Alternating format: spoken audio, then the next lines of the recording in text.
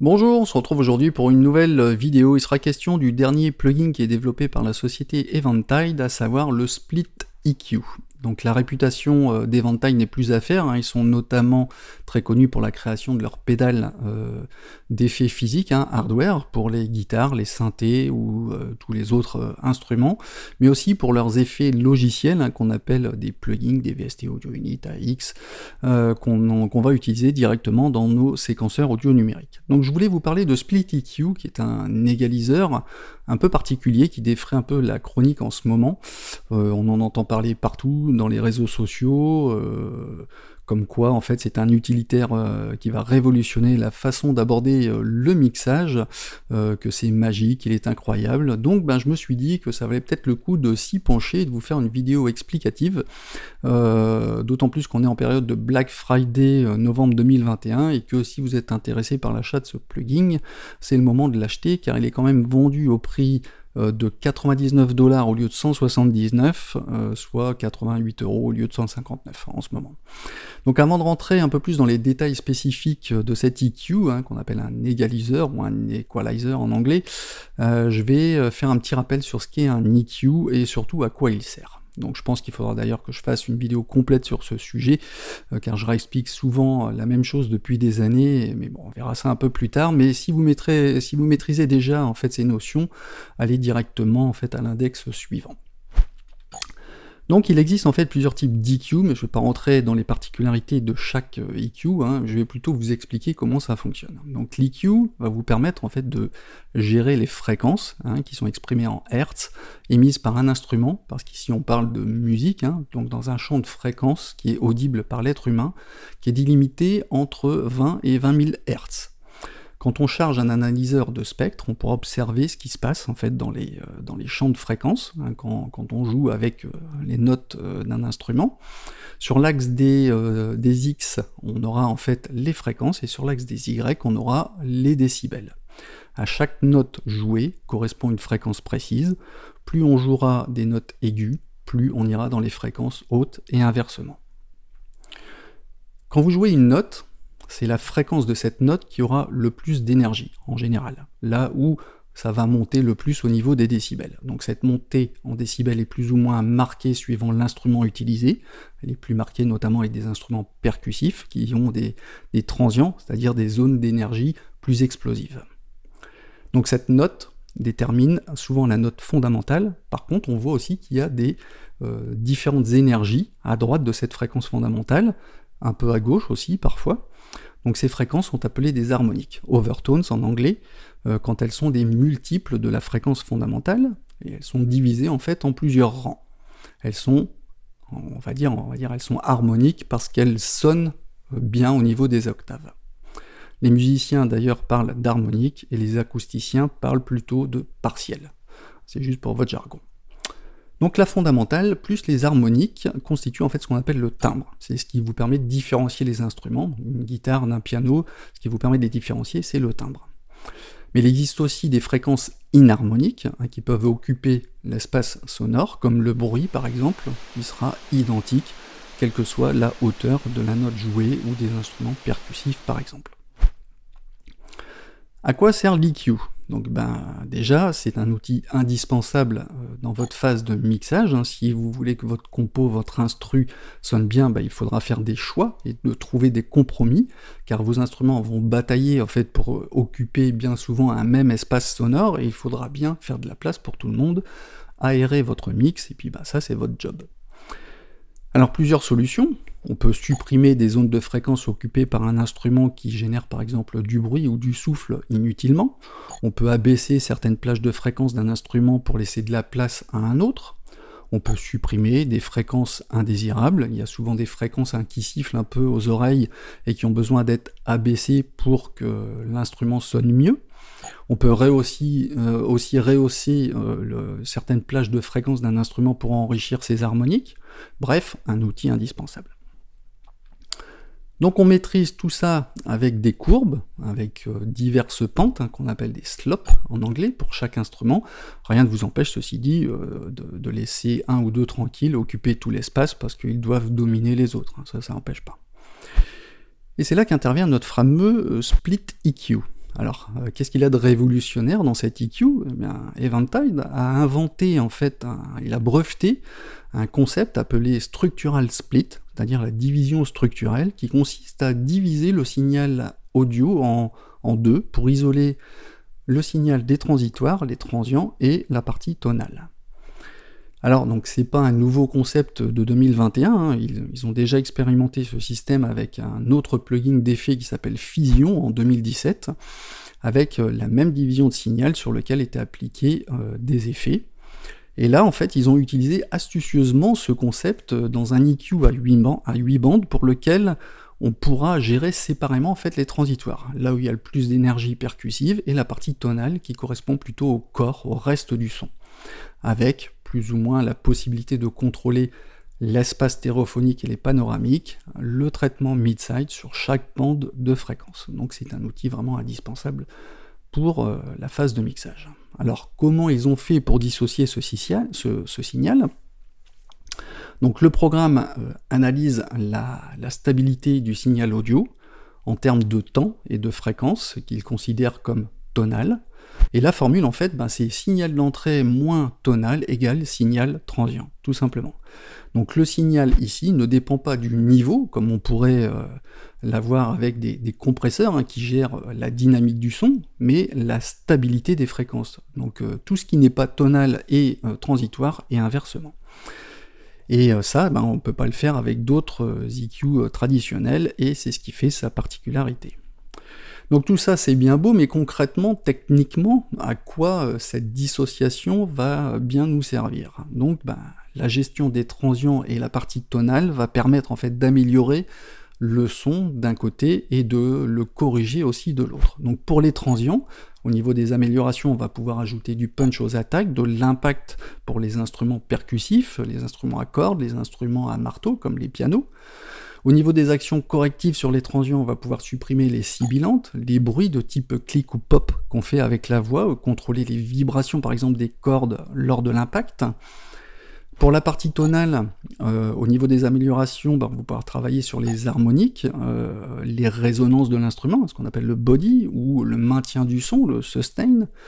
Au niveau des actions correctives, on pourra supprimer les bruits de fond, atténuer la réverb d'une pièce, ce qu'on appelle l'effet boîte, les résonances, les sifflantes également. Donc en fait, c'est un outil très complet que je vous invite à découvrir à travers des exemples et après une présentation rapide de l'interface. C'est parti. Alors donc on va commencer, on va glisser le Split EQ là sur une piste master. Ici j'ai un projet que j'avais créé pour Arturia il y a quelques temps, donc j'ai mes instruments qui sont ici, j'ai des instruments synthé, enregistrement analogique de guitare, de basse, donc là c'est avec mon Moog, là 2 éléments de guitare donc que j'ai enregistré directement de guitare électrique, une piste vocale, ici des parties rythmiques, justement que j'ai dissocié pour travailler un petit peu dessus, et ici c'est le résultat du master, ici que je vous fais écouter rapidement. All night, this city light. Walk all night. Voilà, donc on va travailler principalement sur ce projet. Et donc pour commencer, donc on glisse le Split EQ qui ressemble à ça. On peut dimensionner tout de suite comme on veut, ou le mettre très grand. Je vais peut-être essayer de voir si je peux faire le plus grand possible pour que ce soit confortable pour vous, quoique on va rester comme ça suffira. Alors, comment ça se présente? Vous avez ici plusieurs bandes d'EQ, vous voyez quand je me promène avec la souris, ça vous délimite les bandes. Donc on a un affichage ici avec des nœuds et 3 couleurs. Il y a le gris, ici comme vous voyez, le nœud gris c'est un EQ normal, je monte. Donc ici je rappelle on a les fréquences exprimées en Hertz et ici les décibels. Donc là je monte une plage de fréquences, et je la descends, c'est classique. Au niveau, ici, vous voyez qu'on a une petite bande en bleu et une bande en vert. Donc la bande en vert, c'est ce qui va gérer les transients. On va pouvoir accentuer ou réduire sur une plage de fréquence les transients, donc les parties plus intenses, là où il y a le plus de punch, hein, sur les éléments percussifs ou sur les pianos par exemple, les marteaux d'un piano, des cordes, voilà, tout ce qui a un impact, des kicks aussi. Et ici, on va gérer la partie donc tonale avec la courbe bleue. Je vais vous parler tout de suite des raccourcis, parce que c'est bien pratique et je vais les utiliser régulièrement. Quand on veut joindre, on va faire un double clic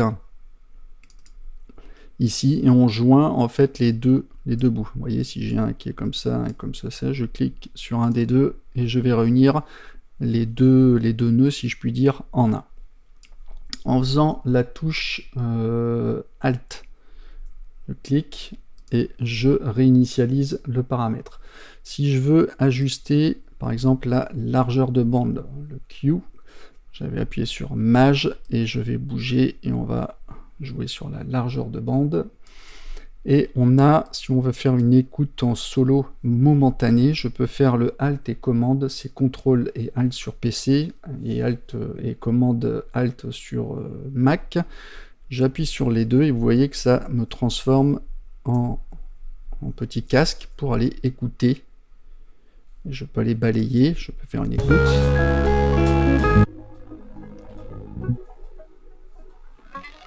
Je peux aller chercher ce qui m'intéresse, écoute en solo. Je le fais après sur le body. Ok, vous aurez compris le principe. Après, on peut monter ou proportionnellement, hein, ou descendre. On peut aller ici garder les proportions, cliquer en fait dans la zone intermédiaire là où c'est coloré, et puis changer les proportions un petit peu comme on veut et les zones. Et on peut également, avec la touche Maj, jouer ici sur la largeur comme ceci. En maintenant le clic souris, là je déplace comme je veux, et avec la touche Maj, je vais jouer sur la largeur également. Ok, c'est des petites astuces, mais ça permet, c'est quand même assez pratique. Alt, clic, et je réinitialise. Donc on a plusieurs bandes, hein, ici, avec, donc on en a 6 principales, et après ici avec les low cut et high cut. Donc comment ça se passe? Ici on peut réduire l'affichage, je peux augmenter pour montrer ici les fréquences, le gain et la largeur de bande qu'on peut faire au passage de la souris sur les transients ou sur la partie tonale. Ici pareil pour le gain, et ici on va jouer sur les fréquences qu'on peut se déplacer comme ceci sur le point, ou on peut le déplacer comme ceci aussi. On choisit ici la pente de 6 dB par octave jusqu'à 96, hein, c'est quand même assez, enfin je vais prendre sur celle-ci par exemple, je vais revenir à 12, celle-ci on va la mettre à 96, vous voyez qu'on peut être super raide, après c'est vous qui choisissez, mais c'est quand même assez précis. Donc on active ou on désactive le module, comme ceci. On choisit donc la pente. Ici, quand on passe la souris, on peut faire une écoute en solo des deux courbes, soit de la courbe transient, soit de la courbe tonale. Et donc ça, pareil pour toutes les bandes. Ok, vous aurez compris le principe. Sur la partie haute, on a undo, redo, on change les presets, on peut aller chercher des presets qui sont rangés par catégorie pour réparation vocale avec plusieurs presets pour les drums, pour les guitares, les basses, les claviers, tout ce qui est cordes et tout ce qui est vent. Après sur l'équilibre, sur des enfin, on a plein de choses pour renforcer les parties vocales, drums, en fonction des cas. Hein. Les presets sont très détaillé, hein, on a vraiment ce qu'il faut pour ici tout ce qui concerne la largeur, ici modifier sur des réglages sur le mixage global en fonction du type d'instrument et des séparations en fonction du type d'instrument, Pareil ici, mais plutôt pour ce qui est voilà, tout ce qui est instruments avant, brass screen, etc. On peut sauvegarder bien évidemment des presets, les charger ou en importer. Ici, on va sauvegarder. On peut faire un comparatif A-B entre des réglages pour voir ce qu'il en est. Ici, on a des informations globales avec le show tips au passage de la souris pour voir à quoi correspond telle ou telle fonctionnalité, et tout ce qui est tutoriel et guide utilisateur et la page web.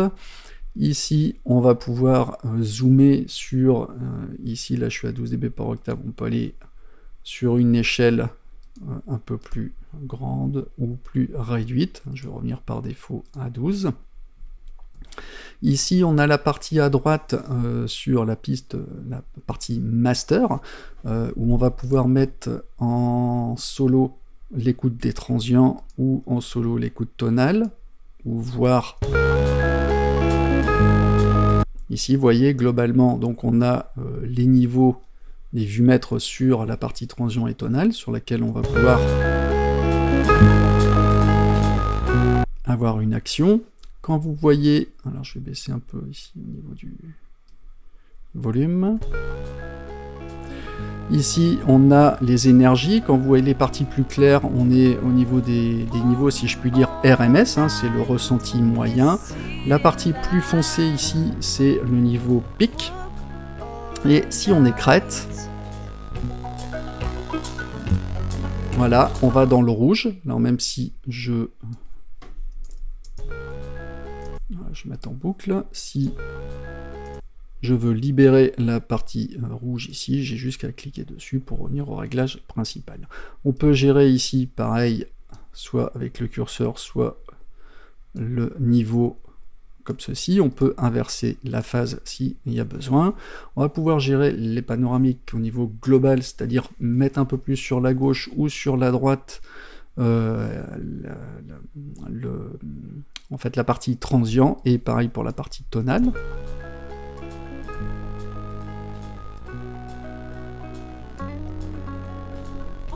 Alt-clic pour revenir par défaut.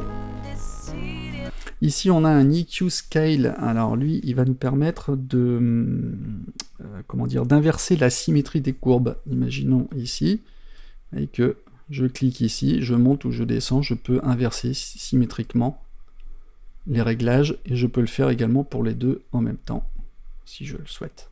Ok.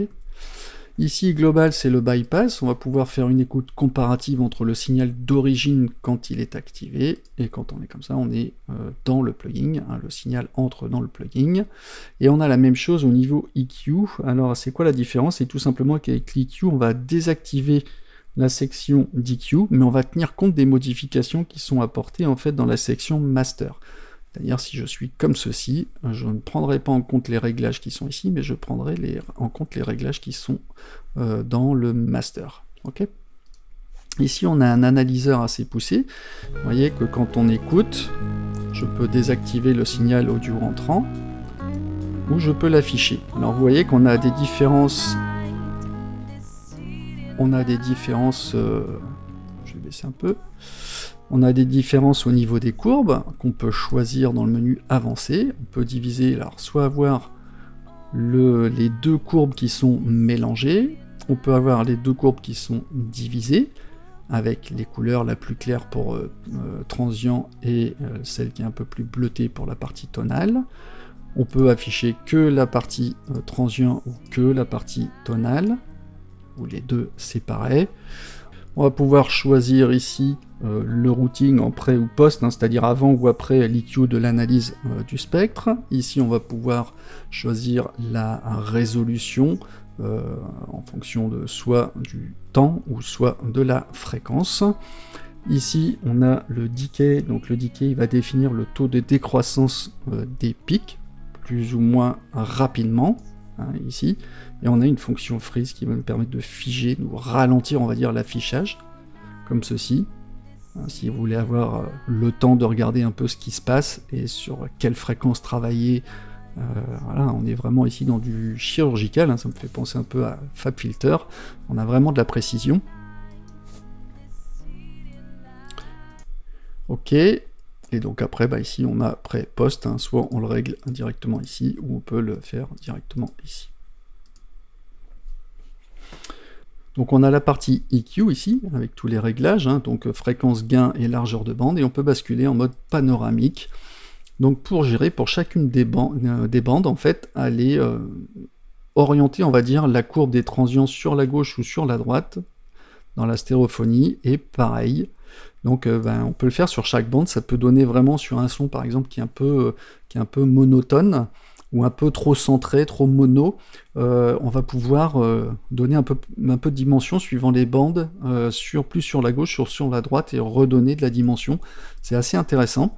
On peut basculer aussi en mode mid-side, c'est-à-dire pour gérer dans l'espace stéréophonique, on pourrait centrer comme ceci, la courbe des transients et élargir un peu plus le corps, ou l'inverse, réduire le corps et élargir dans les transients, et ça sur chaque bande. Moi je trouve ça super intéressant. J'avais encore jamais vu ça sur voilà, au niveau d'un EQ. Donc au niveau du split ici, on va sélectionner notre source, c'est-à-dire on a le choix entre plusieurs sources sonores en fonction du signal audio entrant, soit sur un mix entier, comme là c'est le cas par rapport à un master, ou soit du kick, soit d'une snare, des toms, etc., ou toute une boucle rythmique, des instruments percussifs, une basse, piano, guitare, vocale en général. Là je laisse sur full mix pour le moment parce qu'on est sur un master. Donc à quoi va servir cette source? Elle va servir donc à sélectionner l'algorithme qui correspond le mieux au signal audio entrant, et choisir en fait le preset, l'algorithme qui correspond à votre signal entrant vous donnera en fait les meilleurs résultats, mais rien ne vous empêche d'expérimenter un autre réglage, c'est tout à fait possible. On peut verrouiller ce choix avec le verrou justement pour éviter qu'on change d'algorithme. Moi je le laisse ouvert, et ici on a une déclinaison concernant le transient, et qu'on peut mettre ici en solo. Alors vous voyez que quand on passe la souris, je peux écouter la partie transient en solo ou la partie tonale en solo. Et ici on a donc des réglages de séparation avec 3 paramètres, séparation, decay et smooth. Alors à quoi ça va servir? Donc ici au niveau de la séparation, c'est un paramètre qui va permettre d'isoler les transitoires du spectre. Il va déterminer le point où l'audio se divise en temps et en fréquence par rapport au tonal. À des valeurs élevées, en fait, on aura des transients plus petits, plus nets. On va prendre un exemple. Hein. Voilà, je vais mettre en solo sur le transient. Alors, je vais réinitialiser le tout. Oui, je vais remettre un petit peu de son. Vous voyez, là, je laisse tout passer, et plus je vais monter, plus ma délimitation, en fait, plus j'aurai des transients petits. Ok, vous voyez? Donc à des valeurs élevées, on aura des transients qui sont très petits, très nets. Alors, le decay, lui, il va correspondre au temps de relâchement des transitoires. Il va limiter la vitesse de passage des transitoires vers le tonal en temps et en fréquence.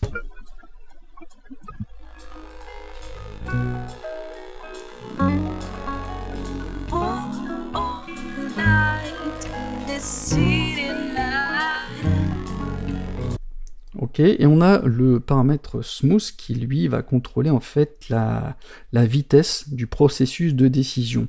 On va surtout l'utiliser par exemple pour éliminer des bruits parasites qu'il pourrait y avoir lors de la transition du transient vers le tonal. Plus on va augmenter cette valeur, moins on aura de différence entre le passage d'une courbe à l'autre.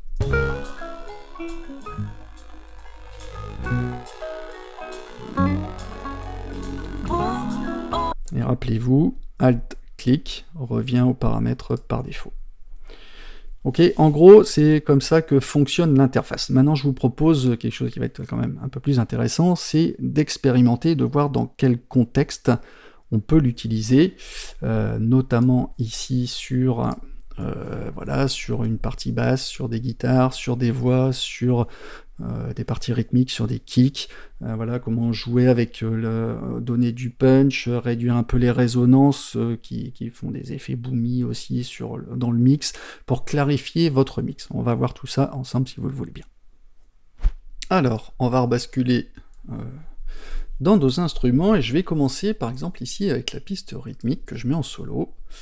Donc là on va mettre en boucle, on peut le mettre ici comme ceci.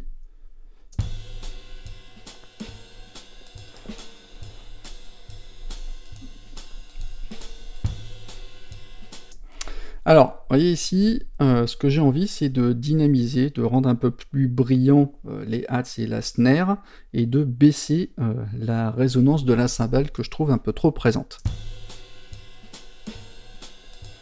Elle est trop présente par rapport aux autres éléments, donc je vais mettre mon split EQ dessus. Et qu'est-ce qu'on va faire? Donc, je vais choisir déjà l'algorithme. Comme c'est un set complet, je vais prendre un full drum, comme s'il y avait plusieurs éléments percussifs. Et je vais travailler sur mes transients, et on va essayer de...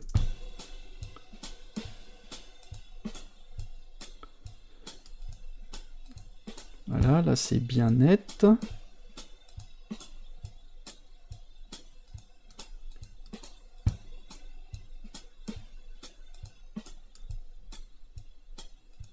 Voilà, c'est bien.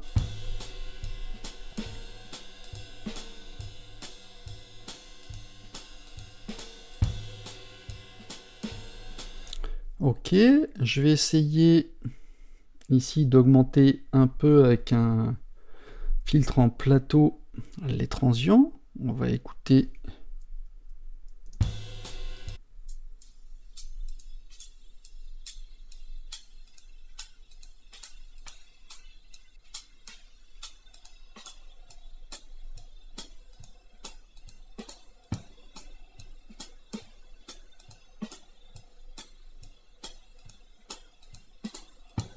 Je vais augmenter un peu plus l'impact sur toute cette zone. Vous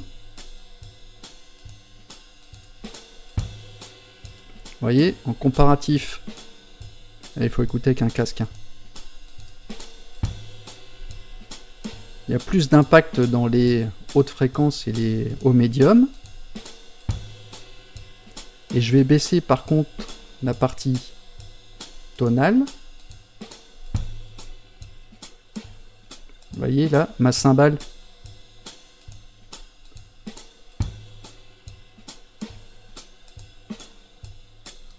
Comparativement, la cymbale elle étouffe les autres éléments, et là c'est plus clair. Donc c'est ce que je cherche exactement à faire.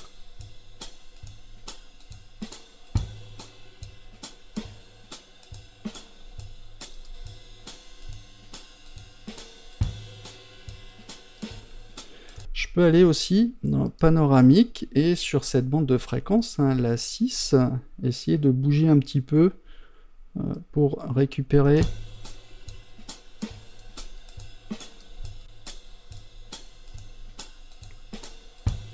la stéréo dans l'écoute.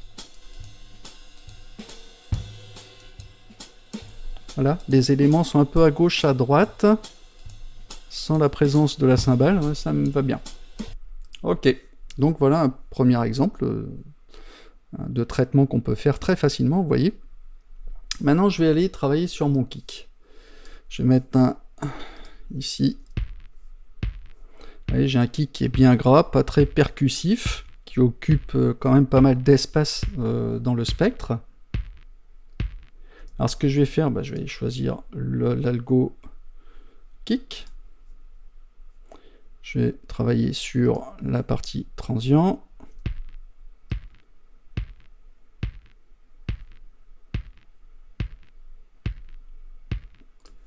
Là, il est un peu plus rond.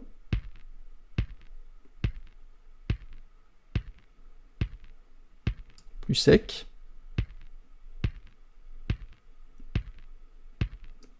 Voilà. Plus d'impact. On sent qu'il est un peu plus maîtrisé.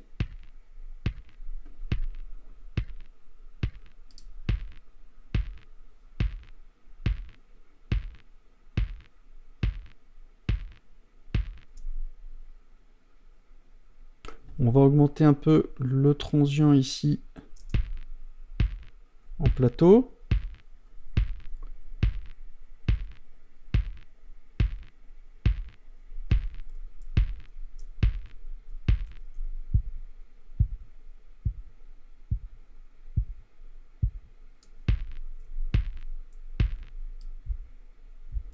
Et je vais enlever un petit peu ici des subs pour réduire justement l'effet boomy. Vous voyez? Ça, je vais essayer de l'enlever.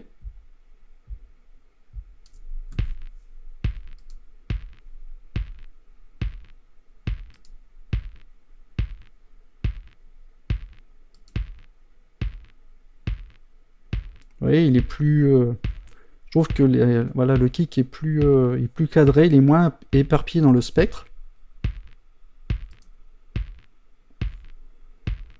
Voilà, c'est ce que je voulais faire.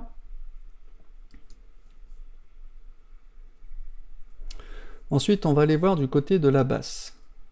Alors évidemment, je vous donne plein d'exemples concrets, c'est pas forcément obligé de mettre des EQ partout, hein. C'est juste pour vous montrer dans quel cas, voilà, dans quel contexte on peut l'utiliser.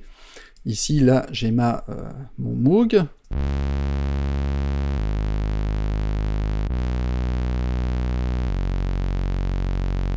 Vous voyez qu'on sent en fait que dans les fréquences aiguës, il y a des résonances un peu nasillardes. Et je voudrais justement garder les harmoniques, c'est-à-dire la brillance, mais réduire ce côté nasillard. Alors qu'est-ce que je vais prendre? Je vais prendre l'algo basse, parce que c'est une basse, sans rien toucher pour autant. On va faire une écoute quand même.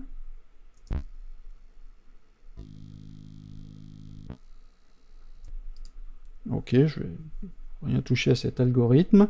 Et on va essayer de monter directement au niveau des fréquences. On va prendre la 5.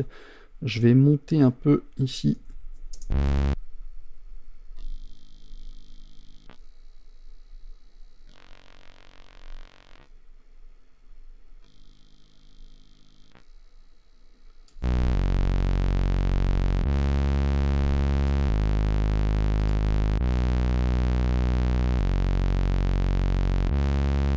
Je vais baisser le tonal.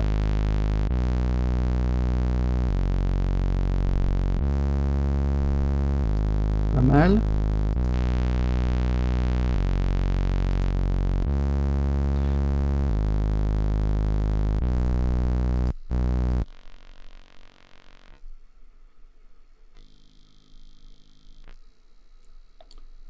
Je laisse l'impact pour plus de brillance ici et j'enlève pas mal de côté nasillard. Ça c'est l'origine.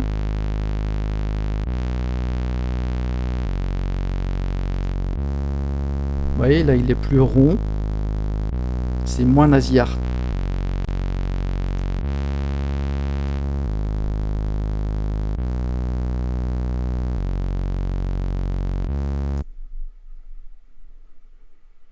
Comme ça, du coup, je vais laisser un peu plus de place dans ces fréquences pour les autres instruments, pour pas qu'ils soient encombrés par la basse, qui normalement doit jouer son rôle de basse, mais qui doit quand même, pour bien être présent dans le mix, avoir le petit punch de ce côté-là qui m'intéresse bien. Maintenant, on va aller jeter un œil au niveau de la guitare principale, ici. Donc on l'écoute.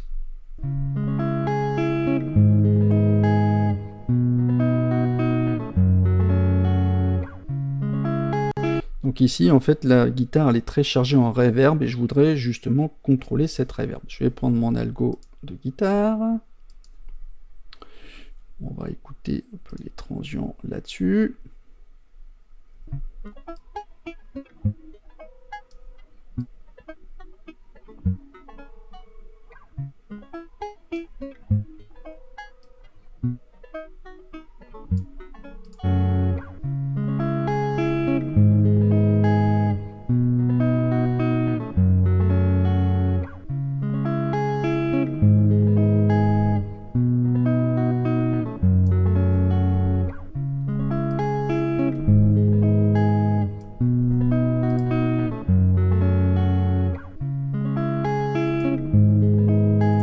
La reverb, elle est toujours présente, mais elle est plus subtile dans le mix. Là, elle est très présente. Là, elle est plus subtile. Je peux même exagérer, apporter un peu plus de clarté dans les...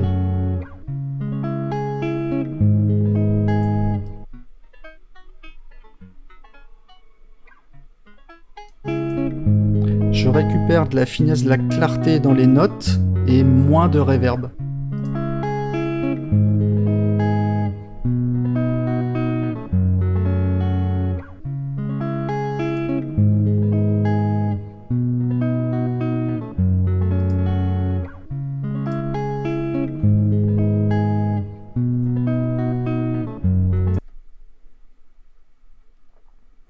Et inversement, par contre, autour ici des... on va aller entre les deux, je vais aller autour des 400 Hz ici. Je vais au contraire augmenter un peu la partie tonale.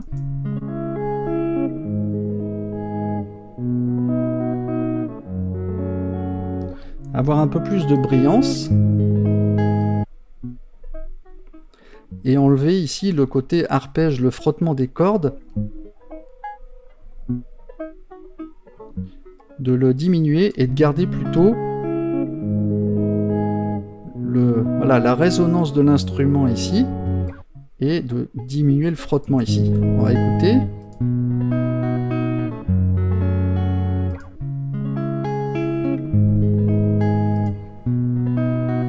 Là, c'est un peu tout noyé.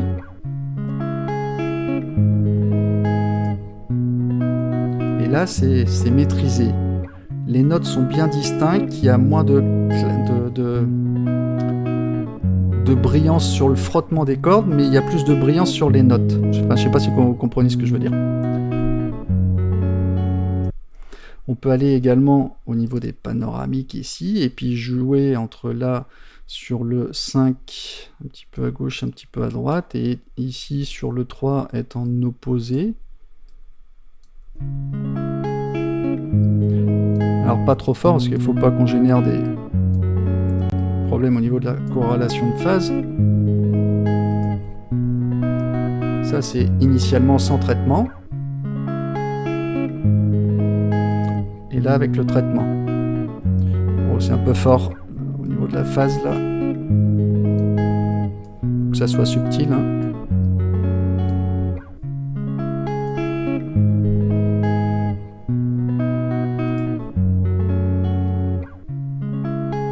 Ouais, je trouve que voilà, le son est plus beau. On va essayer de prendre un exemple maintenant sur l'effet guitare, hein, qui était ici le petit solo. On va l'écouter. Donc je remets l'algo guitare.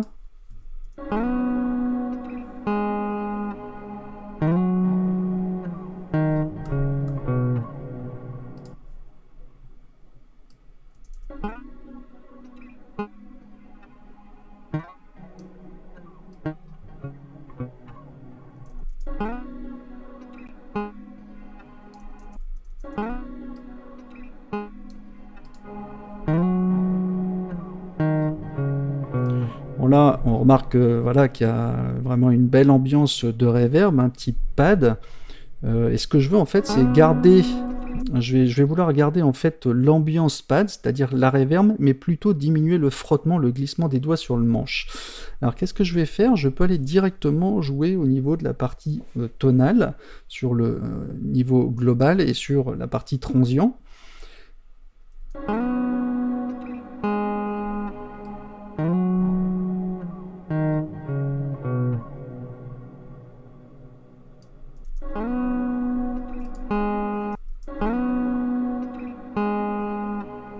Ça c'est l'original.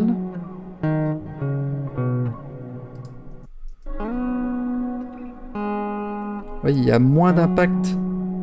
Ça fait moins mal aux oreilles, c'est moins brillant dans les notes, mais on a toujours cette présence type pad, cette ambiance que je souhaite justement conserver.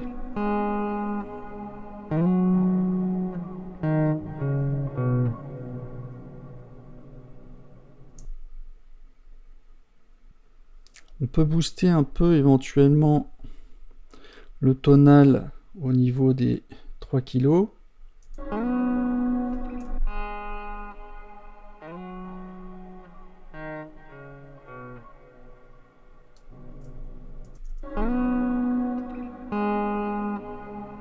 pour retrouver, en fait, pour ramener un peu d'informations dans cette zone. Alors maintenant, ce que j'ai envie de faire, c'est je vais faire aussi un low cut, c'est-à-dire enlever cette partie de reverb sur les basses fréquences pour pas encombrer les parties basses et sur la partie kick, et garder la reverb plutôt sur cette partie-là. Donc, on peut l'activer, et ici...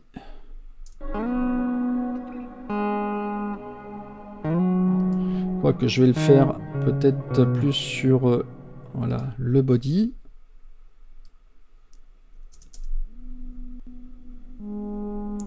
Là, j'ai de la matière.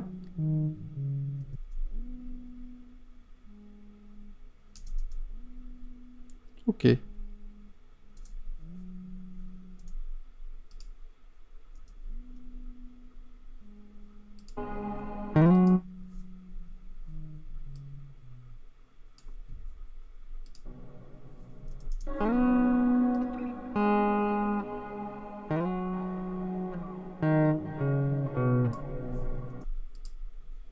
Écoute normale.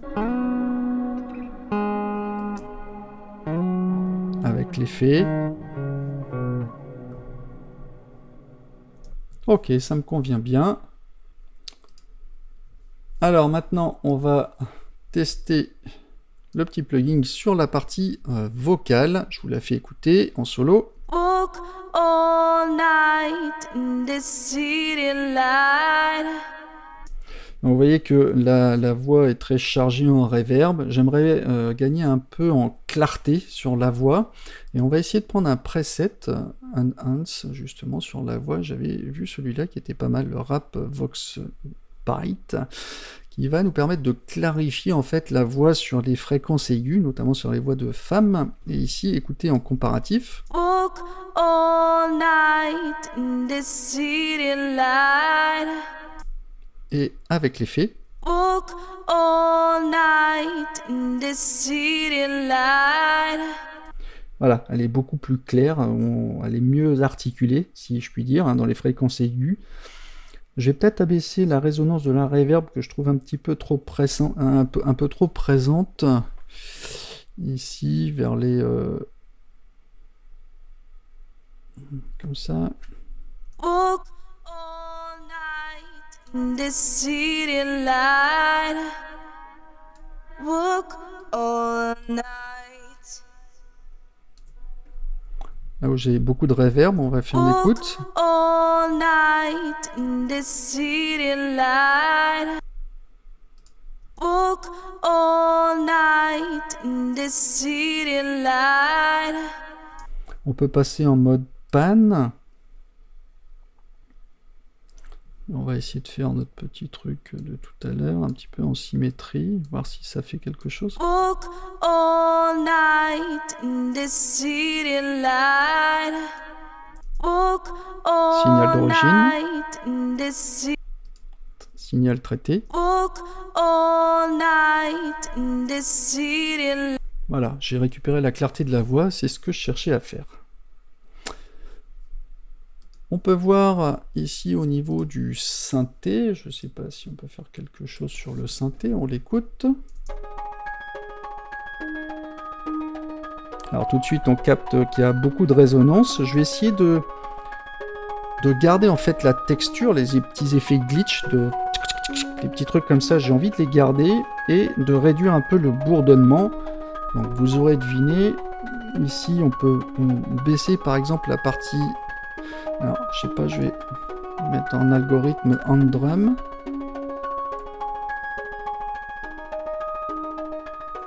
Je vais baisser la partie tonale un petit peu pour diminuer la résonance et je vais augmenter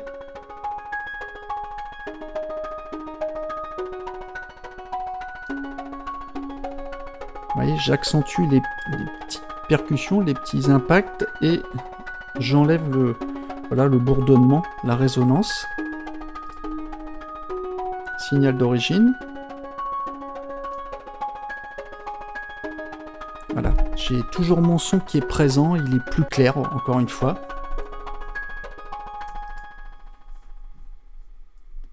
On écoute dans le contexte. Walk all night in this city.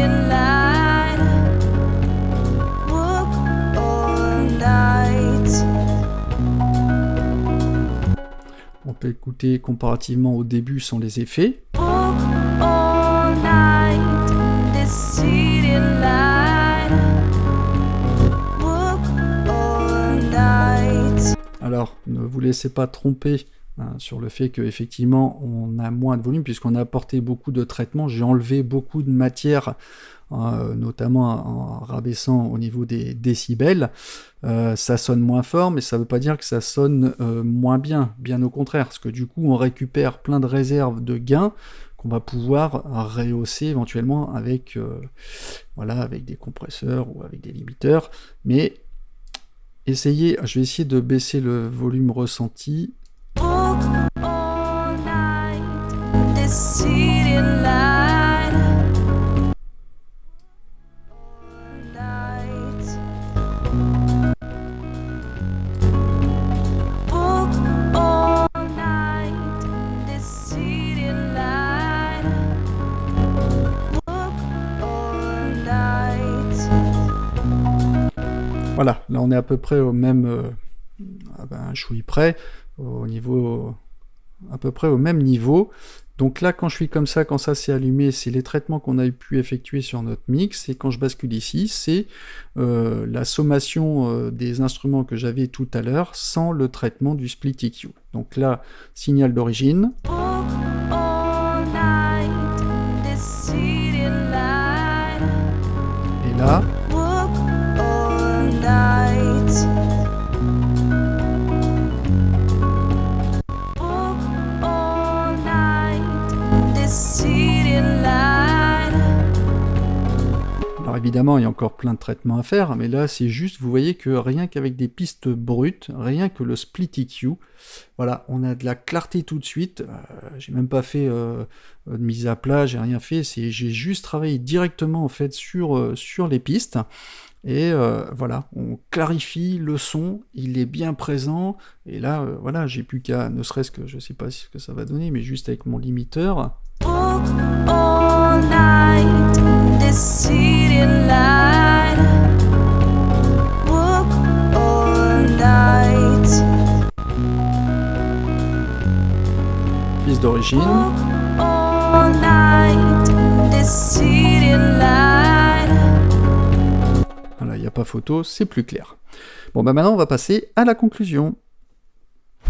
Donc en conclusion, c'est sûr que ce plugin vaut un certain prix, mais il fait quand même pas mal de choses, hein, il faut l'avouer. Personnellement, je pense qu'il est possible d'obtenir ce genre de résultat avec des chaînages d'effets, avec des EQ, des compresseurs multibandes, des outils de spatialisation, mais là, on a quand même tout à la portée de main, et les réglages sont très visuels, et les résultats très concrets. On a tout de suite une idée du résultat avec une simple écoute en solo des transients ou la partie tonale, puis on écoute avec le bypass global pour se rendre compte de la différence entre avant et après le traitement.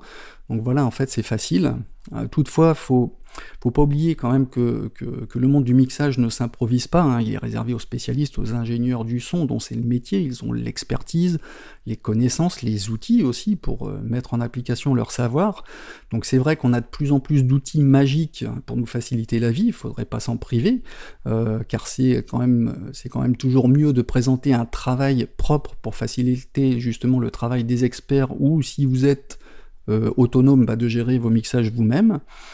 Donc on a beaucoup parlé de mixage dans cette vidéo, et je souhaitais partager avec vous le lien d'une chaîne dédiée principalement au mixage et au mastering qui s'appelle Strop Studio, présentée par Igor Chevalier, qui a l'art en fait et la manière de démystifier les fausses idées, les idées reçues qui traînent sur le net en matière de mixage et de masterisation. Il m'a permis notamment de comprendre beaucoup de choses dans ce domaine, et pas forcément de faire confiance à tout ce qui se raconte en fait sur les réseaux sociaux, sur le net. Donc j'adore sa pédagogie, et si vous ne connaissez pas sa chaîne, je vous laisse le lien dans la description de la vidéo pour aller checker tout ça. Sur ce, j'espère que cette vidéo vous aura plu. N'hésitez pas à vous abonner si vous souhaitez être avisé des nouvelles vidéos que je mets en ligne. Un petit j'aime, c'est toujours bienvenu pour le référencement YouTube, seulement si vous avez aimé, bien sûr. Prenez bien soin de vous, de vos proches et de vos anciens. Je vous dis à bientôt pour de nouveaux tutos prochainement. Ciao, ciao!